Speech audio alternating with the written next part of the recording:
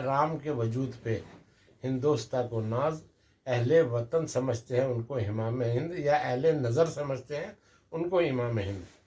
तो असल क्या है कि कहीं ना कहीं ये जो धारा सोच, जो ये सोचना कि ये हिंदुत्ववाद या एक कठोर राष्ट्रवाद या उस तरह का अगर ऐसा हो रहा है तो ऐसा नहीं है।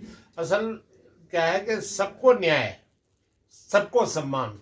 अगर देश की राजनीति और सियासत में आपकी जरा भी दिलचस्पी होगी तो एक नाम जरूर सुना होगा आपने, मुस्लिम राष्ट्रीय मंच।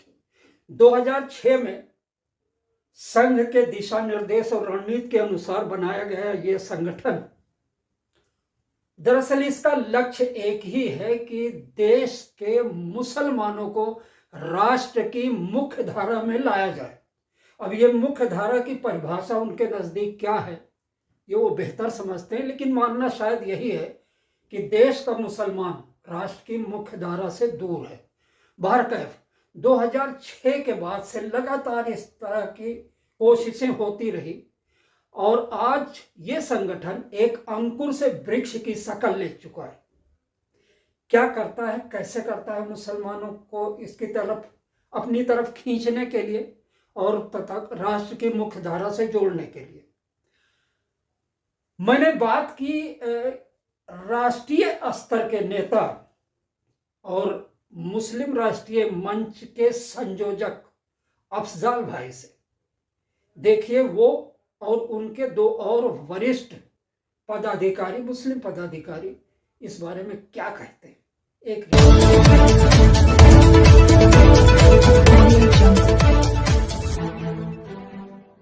पूरी सरकार, पूरा समाज, हर नेता इस वक्त इसी एक नाम के आकाशविंद में घूम रहा है पूरा अच्छी तरह से।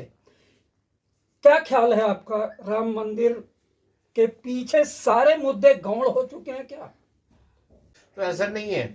असल क्या है कि सबको न्याय, सबको सम्मान, सबके मतलब आप ये समझ लीजिए कि भगवान राम क्या थे कि एक तुच्छ व्यक्ति ने अगर जो कोई बात कह दी तो उसके पीछे माता सीता को जो है अपना अग्नि परीक्षा देनी पड़ी। तो ये सब ये राम का वजूद है। अगर इसको अगर मुस्लिम समाज में हम कह दें कि जी ये तो वो कहते हैं निज़ाम मुस्तफ़ा, अगर हम ये कहें तो हम बड़े खुश होते हैं। लेकिन अगर राम राज्य की बात करते हैं तो राम राज्य भी किसी के, उसमें सबको न्याय, किसी के साथ अन्याय नहीं। अगर निज़ाम मुस्तफ़ा ऐसा है तो राम राज्य भी अगर ऐसा है, अगर हम ये दोनों बात कहते थे इसमें हमें खराबी क्या है इसको, और हमें इस बात को समझना चाहिए। और देखिए रास्ते यहीं से निकलेंगे जब इस देश में देखिए वजूद, जब हर तरफ शांति होगी, भाईचारा होगा, मोहब्बत होगा, अखलाक होगा, तो उसके बाद जो है यहीं से ये रास्ता निकलेगा। तो क्या आप महसूस करते हैं कि हम राम राज की तरफ बढ़ रहे हैं? राम राज है ही। मैं मानता हूं कि भाई अगर सबको न्याय मिले, देखिए ठीक है, मैं मानता हूं कि वो हो सकता है कहीं कुछ जो है त्रुटियां रही होंगी, लेकिन आजकल परसेंटेज का ज़माना है कि परसेंटेज जो है कितने परसेंट, जो कहते हैं ना, जो 75% पर मार्क्स लेके आता वो भी फर्स्ट क्लास कहलाता है। जब ये तय हो गया कि 75% राम राज के लक्ष्य पर हम पहुंच चुके हैं, जिन मुद्दों को लेकर, जिन लक्ष्यों को लेकर, जिन टारगेट को लेकर ये मुस्लिम राष्ट्रीय मंच की स्थापना हुई, क्या लगता है अफजाल भाई वो कहां तक पहुंचा है? देखिए मैं एक बात बताता हूँ, बिल्कुल इसको दूसरे ढंग से बताता हूँ। आपने सवाल जो करा मैं इसको दूसरे ढंग से बताता हूँ। हम लोग जो है वो ज़माना देखा है 92, उसके बाद और बहुत सारे ज़माने देखे जब भी सेकुलर यहाँ पे सरकारें होती थी है, तो यहाँ पर दंगे होते थे, खून बरसता था, आपस में लड़ाई झगड़े होते थे, 6-6 महीने 5-5 महीने लोग एक दूसरे से मिलते नहीं थे और पूरा एक अजीब किस्म का माहौल हो जाता था। लेकिन जब सच मायने में जो है ना ये मुस्लिम राष्ट्र मंच ने अपना काम शुरू किया और अपने ज़मीन पे काम उतारना शुरू किया और ये बताना शुरू किया कि हम सब एक हैं और हम सब, हमारी पूजा पद्धति, हमारी नमाज पढ़ने का तरीका, पूजा पद्धति अलग अलग होंगी, लेकिन ये हर समाज में जो कहते हैं, हिंदू समाज में भी पूजा पद्धति अलग है, मुस्लिम समाज में भी अलग अलग तरह का। तो आप ये समझिए कि आज कम से कम कॉमन बातों के ऊपर आकर आज समाज ठहरा हुआ है, आज स्थापित हो गया। आज देखिए 2-2 फैसले आ गए, सुप्रीम कोर्ट का, हाई कोर्ट का 2-2 फैसले आ गए। उसके बावजूद भी राम के नाम पर, और आज राम मंदिर बनकर तैयार है, वहाँ पर उसकी स्थापना हो गई। बताइए, मुस्लिम समाज में किसी ने, एक ने खड़े होकर ये कहा कि ये हमारे साथ अन्याय हो रहा है, या हमारे, क्योंकि वो सब ये जानते हैं कि ये जो कुछ हो रहा है ये देश के लिए, राष्ट्र के हित में हो रहा है। जो एक फसाद का मुद्दा था वो समाप्त हो गया, और ये मुस्लिम राष्ट्र मंच इस बात को कामयाब तरीके से इसको पूरा कराने में पूरा कामयाब है।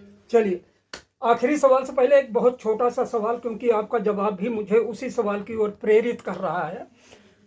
राम मंदिर, कोर्ट का फैसला आया, जो भी है कोर्ट ने कहा, आप भी जानते हैं, हम भी जानते हैं। मंदिर बना, सम्मान है, मुसलमान खामोश है, कहीं प्रदर्शन नहीं, इसलिए क्योंकि कोर्ट का फैसला है और मुसलमान सम्मान करते हैं इसकी। बाकी 2 मुद्दे, मथुरा और काशी का मुद्दा बिल्कुल उभार पर है। क्या उसके बारे में क्या कहते हैं? कोर्ट का फैसला आएगा, देखिए जो कोर्ट का फैसला आएगा, देखिए हमारा ये हम जो है ना सेकुलर निज़ाम में रहते हैं, और हमारा निज़ाम जो चलता है वो हमारे देश के कानून से चलता है।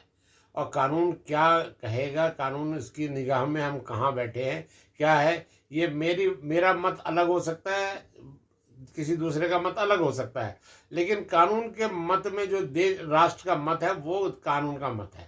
और उस कानून के मत को, मुझे ये मानता हूँ कि अगर कानून से जो भी आएगा फैसला, उसको हम सबको मानना चाहिए और उसके ऊपर सबको अमल करना चाहिए। मैं दोनों समाजों से कहना चाहता हूँ। देश के मुस्लिम समाज के लिए और तमाम देश के लिए मुस्लिम राष्ट्रीय मंच के अध्यक्ष की तरफ से क्या संदेश देना चाहेंगे आप?